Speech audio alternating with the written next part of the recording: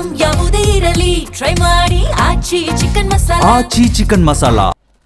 ದೆಹಲಿ ವಿಧಾನಸಭೆ ಆವರಣದಲ್ಲಿ ಭದ್ರತಾ ವೈಫಲ್ಯ ಕಂಡು ಬಂದಿದೆ.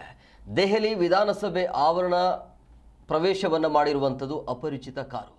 ಸ್ಪೀಕರ್ ಕಾರಿನ ಮೇಲೆ ಇಂಕನ್ನು ಎರಚಿರುವಂಥ ವ್ಯಕ್ತಿಯನ್ನು ಅರೆಸ್ಟ್ ಮಾಡಲಾಗಿದೆ, ಅಂದರೆ ವಶಕ್ಕೆ ಪಡೆಯಲಾಗಿದೆ. ಸ್ಪೀಕರ್ ಕಚೇರಿಯ ಎದುರು ಈತ ಹೂಗುಚ್ಛವನ್ನು ಇಟ್ಟಿರುವಂಥ ವ್ಯಕ್ತಿ ಈಗ ಸದ್ಯಕ್ಕೆ ಈತ ಸೆರೆ ಸಿಕ್ಕಿದ್ದಾನೆ.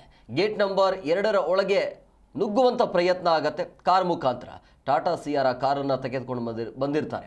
ಹೂಗುಚ್ಛದಲ್ಲಿ ಸ್ಫೋಟಕ ವಸ್ತುಗಳು ಇದೆಯಾ ಇಲ್ಲ ಅನ್ನೋದ್ರ ಬಗ್ಗೆ ಪರಿಶೀಲನೆ ಮಾಡಿದರು. ಸದ್ಯಕ್ಕೆ ಯಾವುದೇ ರೀತಿಯ ಸ್ಫೋಟಕ ವಸ್ತುಗಳಂತೂ ಕಂಡು ಬಂದಿಲ್ಲ.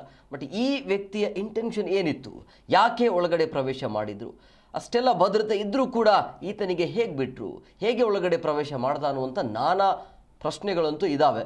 ಈಗ ಆತನಿಗೆ ಅರೆಸ್ಟ್ ಮಾಡಲಾಗಿದೆ. ಸೊ ವಶಕ್ಕೆ ಪಡೆದು ತನಿಖೆಯನ್ನು ಮಾಡ್ತಾ ಇರುವಂಥದ್ದು. ನೋಡಬೇಕು ಈತನ ಉದ್ದೇಶ ಏನಾಗಿತ್ತು, ಏನು ಎತ್ತ ಅನ್ನೋದ್ರ ಬಗ್ಗೆ.